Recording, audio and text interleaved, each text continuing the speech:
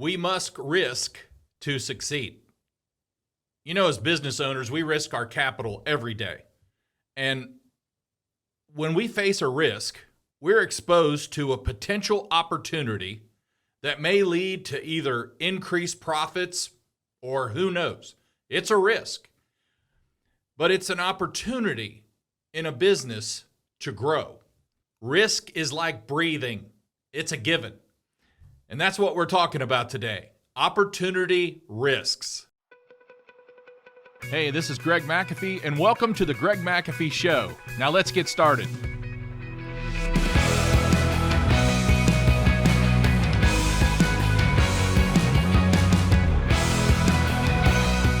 If you've not performed a SWAT analysis in your business, you're missing out on some opportunities for growth. SWAT analysis stands for strengths, weaknesses, opportunities, and threats. And we've had some, over the years, we've had some professional people come in who are experts at giving these SWOT analysis to teams and companies. And they've spent hours. They've spent hours here. We've had groups of myself, my leadership team. I brought in a few other people who are very close to me who know my business. We've spent hours just listing our strengths, our weaknesses, our opportunities, and our threats. And what we try to do is I prefer lots of energy in these kind of meetings, and a lot of brainstorming, a lot of thinking is required. The findings from the SWOT analysis help take certain opportunities and risk. That's what comes from these SWOT analysis we do. Such as, and I'm just listing a few of mine because that's all I know, but from the beginning when I was working out of a garage and I went to 5 different banks to try to get a loan for construction for our new building, I could have stopped at 4. 4 said no. That's a risk. Number 5 was a big risk for me. But I seen it as an opportunity. Somebody's going to say yes. I just got to keep going. Building an 11,000 square foot building when I only had 6 employees and trying to lease 2/3 of it, which it took me a year and a half to do. That's a whole nother story in itself. That was a risk. Taking 90% of my hats off, all the hats of responsibility from starting a business. All the hats of marketing, branding, advertising, knocking on doors, answering phones, calling people back, running service calls, installing, and eventually doing air duct cleaning, selling. Every hat I wore. And 90% of them, that was a risk, taking 90% of the hats off. And after all, I was the business owner. Wasn't I supposed to be the best at what I do? Answer, no. I was not the best at what I do. I was the best at risking and taking a risk and going out and making it happen and getting it started. Then it was my responsibility and a risk to hire people to do it better than me. And that's what I tried to do. I also started a campaign from scratch called 8 to 8, Same Great Rate. It's one of the best things we ever did in our business. We trademarked that. We own it. We copyrighted it, whatever it is. And we came up with specific procedures on how that was going to work. And we grew somewhere between 20 and 30% a year for several years after we started that. That was one of the best campaigns we ever did, but that was a risk. It was a risk to be open and advertise 8 to 8, same great rate, and not take any overtime rate from 8 to 8. That was a risk. It paid off well. Starting a full operating sheet metal shop from scratch when I still couldn't make a box if I had to, that was a risk. But I did my research, and I knew I had to hire some qualified people, and that's what I did. And then, of course, buying this building that I'm in today, it's 30,000 square feet. It needed basically remodeled and updated. That was a risk. I was comfortable, which we're going to talk about today. I was comfortable in a nice 11,000 square foot building, which I had just remodeled. And I had another large 8,000 square foot building for a warehouse and distribution. And then I had our sheet metal, 4,000 square foot sheet metal shop. So I was comfortable. Everything was fine. Why would I buy this building? It's a risk. I saw the opportunity of being under one roof. It was a risk. I took the risk. So far, it's paid off well. We've been in here almost 8 years. Okay, and then also, I've taken many, many other risks in my personal life, in other businesses, buying multifamily units, which I had a goal to have 30, and I decided after I got up to basically 9 4-family apartment buildings, for me and running a business and growing a business and all that, it just became more of a hassle, and I ended up selling them off. But I took risks in buying them all, and I bought a several acre, 30-plus acre farm and property adjacent to my property. That was a risk. And a lot of other commercial buildings that I bought, those were risks. And but that life is a risk, honestly. And until you get out of your comfort zone and make other things happen, nothing's going to happen. You're not going to get to the next level, whatever that level might be. I normally, in this show, don't do 2 quotes from someone back to back from the same person, but they're just too darn good and tie in well with this show. And they just happen to be from Warren Buffett. And Mr. Buffett says this: risk comes from not knowing what you're doing. Think about that. And he has risked multi-millions of dollars, hundreds of millions of dollars in investing and in companies and all that he does. But you know what? Lack of knowledge, lack of experience, lack of wisdom will definitely increase your risk by 100 times fold. So the more knowledgeable you are in what you do, and the more experience you have in what you do, and the more wisdom you have in what you do, it's really not much of a risk. You're just having faith in what you want to do and move forward with. It's not really a high risk if you're knowledgeable and experienced and have a little bit of wisdom in making good decisions. If you have that from in your past, then you probably are good there. He also said this. He said, don't test the depth of a river with both feet. That's just so good when I read that. Don't test the depth of a river with both feet. It's not advisable to risk in areas that you're not knowledgeable and you're not experienced and you're not wise in.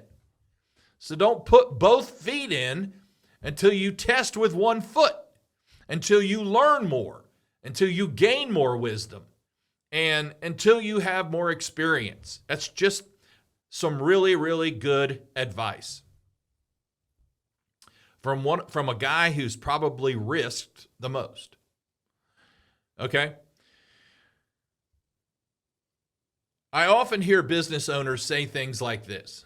I've been coaching for almost 16 years now, and I've business coaching, one-on-one business coaching. Some groups, we've held business boot camps. We were one of the first in the nation to hold business boot camps, and but I've coached for a long time, and I've coached a lot of business owners in a wide variety of trade, home improvement, home services. Let's say that. And I often hear things like this: advertising doesn't work. Social media doesn't work.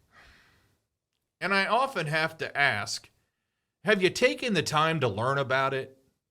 I mean, have you taken the time to understand when you put an ad out there that it doesn't automatically make your phone ring? Do you understand that? I want to ask that. And sometimes I do. It depends on how long I've been coaching them. But once you understand advertising and you learn and you educate yourself about advertising and how it works, and you educate yourself about social media and just the power of social media, just having a social media site does not mean, it's not what I'm talking about. It's being active. It's being active in advertising. It's being active in social media.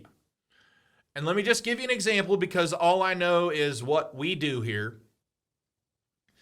And we've been advertising out of 33 years in business. We've been advertising pretty strongly for the last 25 years. We dabbled in little things the first, 3 to 5 years or so. But anyway, let me just say this. I'm meeting with someone this month to discuss 2024. Now, I'm just a heating and air conditioning company in Dayton, Ohio, and I'm meeting with someone in October of 23 to discuss our entire campaign for 2024. And then what happens? Well, I've been doing this pretty solidly for at least 5 to 8 years. What happens then? Well, then I'm going to make purchases, or I call it put out for bid. This is what I want from your media company, your TV station, your radio station, and I'm going to put out for bid. What's this look like? And then I'm going to get some solid offers and negotiate a little bit, and then I'm going to lock it in. And I'm locking in 2024 probably by the end of November.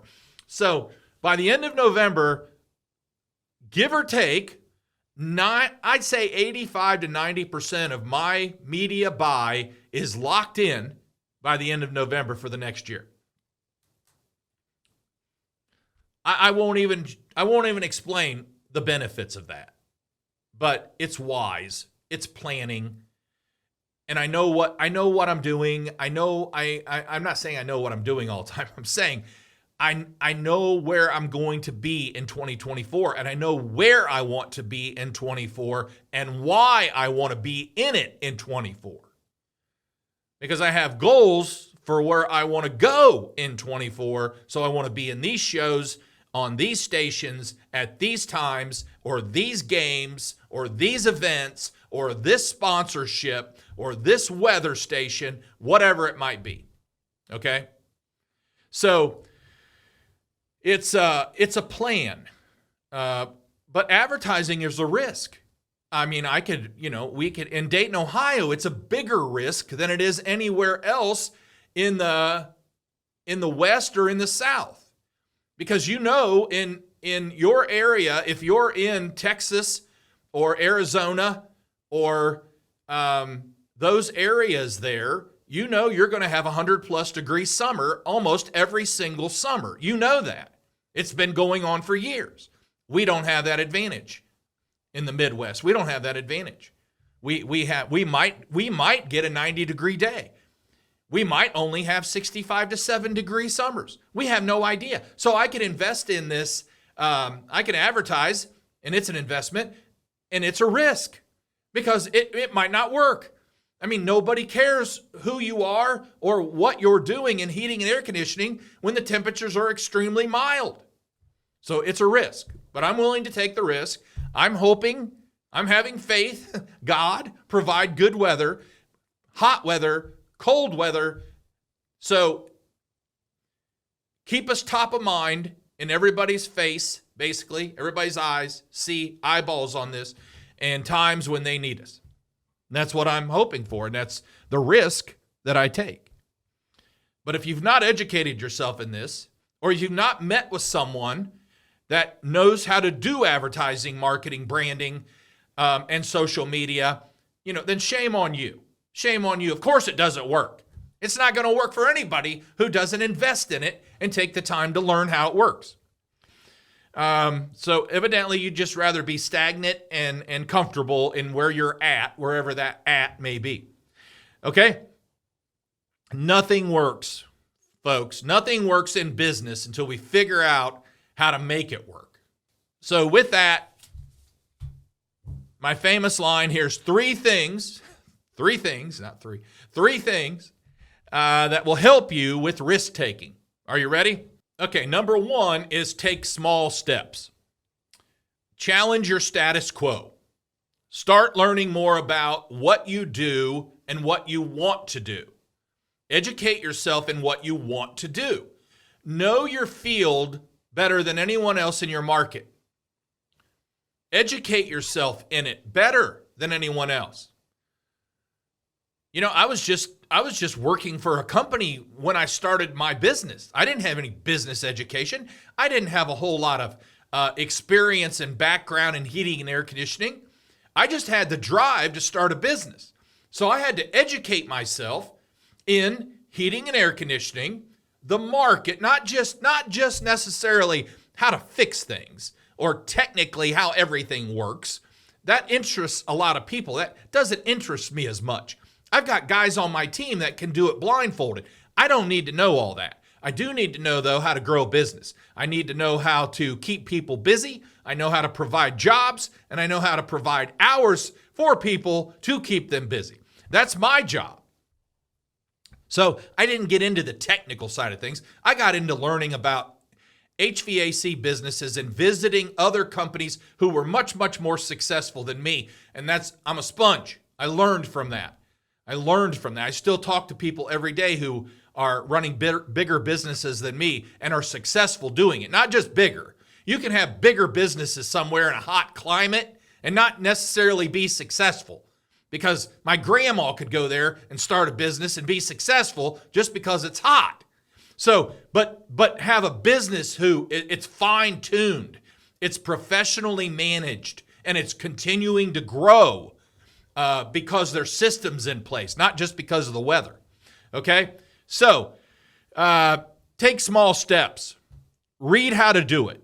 Let's just pretend you're in your business. You've been in your business 5 years, and you're not the best at public speaking, and you're not even comfortable getting up in front of your small team and talking much. So what do you have to do? Well, you need to take some classes on public speaking, and you need to buy some books on how to get comfortable in public speaking, and that will help you. And then it's trial and error. Get in front of them. You're going to make mistakes. That's okay. That's what we're going to talk about next is don't be afraid to fail. But you're going to make mistakes speaking. That's okay. Just learn from them and keep getting better. And keep getting better. And keep doing it. Keep getting in front of them. Repetition. Okay? Trial and error. Very few entrepreneurs are like great public speakers. Very few. And we get better as we go. And also we build confidence as we get better. We have more confidence, and then increased confidence leads to more positive outcomes. Isn't that the truth? Okay. There's an old Chinese proverb that says this: pearls don't lie on the seashore. If you want one, you must dive in for it. Okay. So statistics show that most successful companies have the most confident leaders. They go hand in hand. They've built confidence. They weren't necessarily the most confident person when they started their company. They were confident enough to start their company, but they weren't confident in running their company. But they got more confident by trial and error and trying things and diving into the deep instead of standing on the seashore. And then vice versa. The ones that stay on the shore, they don't gain much confidence staying on the shore, okay? Learning from our mistakes and failures build confidence. Quitting after we fall or fail reduces our confidence. So we can't quit. Got to keep going, keep plugging ahead, okay? So number one was take small steps. Number two, don't be afraid to fail. Again, most successful people, most successful leaders take risks and are not afraid to fail. Anytime you take a risk, there is an opportunity for failure. I don't think that way, and neither should you. If you just sit around and think about failing, then you probably will fail. There's an old story, and I wish I had all the facts today, but this family years ago, they were in the circus and they would do the tightrope, and they broke records tightroping everywhere.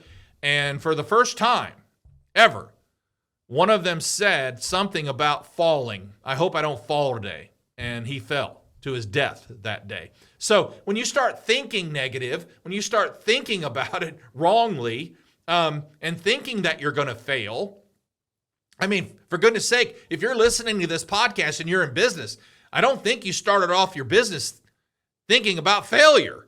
I mean, that was like the last thing I was thinking about was failing.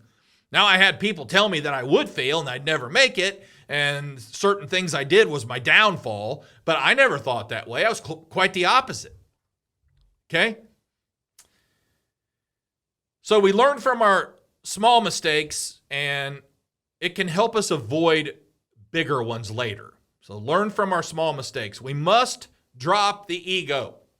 It's easy to have an ego. You're the leader. You're the big guy in the big office. It's easy to have an ego, but drop the ego. You're nothing special. You've got people, hopefully you've hired people smarter than you, so you're not the smartest guy in the building. Drop the ego. No one is perfect. I hate anything that has to do with a big S on the chest, because nobody has an S on their chest unless it stands for struggler. Superman was a great movie, but it was just a movie. And there are no supermen or superwomen. And there's definitely no water walkers. The only water walker there was Jesus and is Jesus. So there's no water walkers. You're not a water walker. I'm definitely not one. And but we can have confidence. We can have confidence. We can't get over cocky. We can't have a big ego about failing. If I fail, I'm ruined. No, you're not. If you fail, it's an opportunity to do it better the next time. Okay? Now, Robert F. Kennedy, whose son is potentially running for president of the United States. I just kind of like what the guy stands for personally. He says, but Robert F. Kennedy said, only those who dare to fail greatly can ever achieve greatly. So you got to be willing to fail. You got to be willing to step out there on the line and fail. And if you're not willing to do that, then you're not going to take a risk, and you're going to be stagnant, and you're not going to grow. Okay? The more possibilities you give yourself, the better chance of success. Think about that. The more possibilities you give yourself, the better chance of success you have. So if you want to win and you want to be if you want to dominate, you want to be a dominator, and outperform and beat all the other players in your market, in your field, then that forces you to figure out how to do it. And you've got to have some innovative solutions. You've got to, don't resist that. Because remember, the more possibilities, the more chances of success. And if you're resisting, you need to ask yourself, why am I resisting? What's holding you back? What must I do differently? What must I try new? Those are all great questions.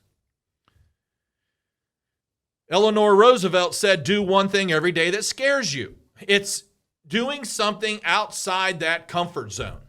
That comfort zone it will take you down. You know, in heating and air conditioning world, I always say it's our job to keep people comfortable. It's my job to stay uncomfortable, and it's also my job to keep my leadership team uncomfortable. Because if we get too comfortable, nothing happens. We become status quo stagnant, okay? So my job is to keep people thinking different and keeping myself thinking different. Because it is extremely easy. It's extremely easy to do something extremely well and be comfortable with it. But for me, it's not in my mindset. I like comfort for a day, maybe two, and then the trophy goes in the closet, on to the next one. Let's make it happen, and let's get a bigger one next time. And that's how winners need to think. It's not about your past trophies. It's about today and tomorrow. And let's go get them. So, number 3, we had take small steps. Don't be afraid to fail. And number 3 is get comfortable with being uncomfortable. We've got to be comfortable with being uncomfortable. Most people shy away from opportunities that they're uncomfortable with. So they shy away from an opportunity that they're just not comfortable with. And what if it was a new business idea? Well, I'm not comfortable with that. What if it was a new way of interviewing someone? Well, we've always done it this way. I'm just not comfortable with that. What if it was using new technology in the field that would be more accurate and for your customer, for your technician, and actually save time? Well, we've always done it this way, and this is the tools that I grew up with, and this is what we're going to do. I'm just not comfortable with new technology. I can't trust it. That was a good one, actually. Okay, and then how about considering AI to assist in reports and projects, which we just tapped into recently, and I've been told for the people on my team that use it, it has cut back time on certain things that would take 2 hours. We can now do it in about 40 minutes. So I'm all about that. I really am. I'm not about robots taking over the world, and I don't think there'll ever be any in the home service business because you just can't take care of people like I can. And I was at a restaurant twice now where they have a robot taking orders, and I've expressed my dissatisfaction with that because they never get it right. But anyway, and lastly, new closing techniques that would help your team close 20 to 30% more sales. But I don't know. I don't know if that's right or not, even though there's nothing wrong with it. And it's perfectly ethical and moral and honest, but it's different. It's just different. So you're not comfortable with it. So you don't what? You don't try to get comfortable with it. You don't apply it in your life or your business. So what happens? You stay in your little comfort zone. So getting out of your comfort zone and the most important thing, it's the most important thing you can do for your business and your life. That's the most important thing you can do as a leader is get out of your comfort zone, because you'll never take any risks, no matter how big or how small, while remaining in your little comfort zone. Have you ever wondered how we made our comfort zone? You've kind of heard the saying, well, they made their bed, now they got to sleep in it. Well, I'll tell you what, we made our comfort zone. I mean, we basically did well enough to get comfortable. And we had a little taste of it. It was nice. It might be a little money, a better car, a nicer house, more trips, whatever it is. And the zone is where we're happy. And we're good at it because we're good enough to keep us in the zone, put it that way. And we still enjoy it. It requires little effort. It's easy. And it's secure. We hear all kinds of stuff today about security. I want a secure house. I'm secure. There's little thinking. There's little study. You got to study anything to get better. So there's little thinking, little study, no change required whatsoever. And we talk about this all the time, change. Nothing happens until you change for the better, change something, improve. So there's little change whatsoever, and there is no growth. It's flat, no growth. And we know that everything living is growing. So if your business isn't growing, it's dead. It's coasting. It's going downhill. Shoot it. Put it to sleep. As Americans in general, we're way too comfortable. We're just way too comfortable. A survey through Charles Schwab found out that the majority of Americans think that if they had $1 million that they'd be comfortable for life. Just $1 million. Be comfortable for life. We're so concerned about comfort in our beds and our pillows and our chairs and our clothes and our shoes today. More than I can name. It's all about comfort. And I love comfort. Don't get me wrong. I love comfort. I love comfortable shoes. I like comfortable clothes. However, everything including the next level, whatever that level is, if you're here and you want to get here, or you're here and you want to get here, everything included in getting to that next level is outside of our comfort zone. Everything. You'll never get to the next level staying inside that comfort zone. So when you're working on getting out of your comfort zone, you kind of get to that edge. You get to that edge mark. And you just have to take a leap of faith to get all out of that comfort zone. You have to take a leap of faith to get out of that comfort zone, because that's where everything happens. That's where that next level is. That's how you get to those next levels, is outside that comfort zone. So take a leap of faith. The process, let me tell you something, folks, from experience here. The process is 100% worth it. It's never easy. Not everybody can do it, but it's 100% worth it. And you'll be so glad you did. So as we talk today about what we need to risk to succeed, we've talked about a lot of things, but taking the small steps, don't be afraid to fail, and getting comfortable being uncomfortable. Those things will really help you. I hope they do. It's definitely helped me. It's what got me to where I'm at that level that I'm at today. That's what got me there. Those three things were very important. I took small steps. I was not afraid to fail. Still am not afraid to fail. And I'm getting more comfortable being uncomfortable every single day. Okay? I hope that helped. All right.